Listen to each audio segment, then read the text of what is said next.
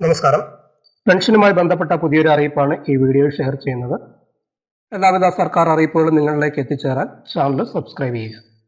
സംസ്ഥാനത്ത് സാമൂഹ്യ സുരക്ഷാ പെൻഷന്റെ 2 മാസത്തെ ഗഡുക്കളാണ് ഈ മാസം വിതരണം ചെയ്യുന്നത്.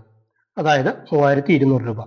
അനർഹമായി നിരവധി ആളുകൾ ക്ഷേമ പെൻഷൻ പട്ടികയിൽ കയറിക്കൂടിയതിനാൽ സർക്കാർ കർശനമായിട്ടുള്ള നിയമ നടപടികളുമായിട്ട് മുന്നോട്ട് പോയിക്കൊണ്ടിരിക്കുകയാണ്. പ്രത്യേകിച്ച് ഗുണഭോക്താക്കളുടെ വീടാന്തരം കയറിയുള്ള പരിശോധന ആരംഭിക്കാനിരിക്കുകയാണ്. ഈ പ്രശ്നങ്ങൾ നിലനിൽക്കുന്ന സാഹചര്യത്തിൽ 2 മാസത്തെ ഈ വിതരണം ഈ മാസം ഉണ്ടാകുമോ എന്നത് എല്ലാ ഗുണഭോക്താക്കളുടെയും സംശയമാണ്.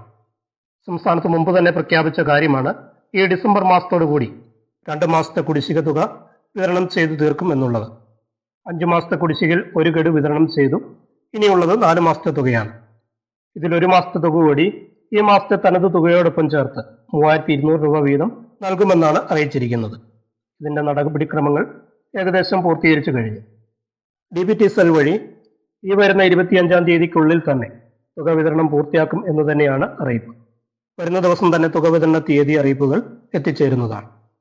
അക്കൗണ്ടുകളിലേക്കും കൈകളിലേക്കും തുകയെത്തും.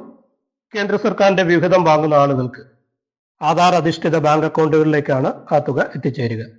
അനർഹരായ ആളുകൾക്കും മസ്റ്ററിംഗ് ചെയ്യാത്തവർക്കും ഇനി മുതൽ ക്ഷേമ പെൻഷൻ ലഭിക്കുന്നതല്ല.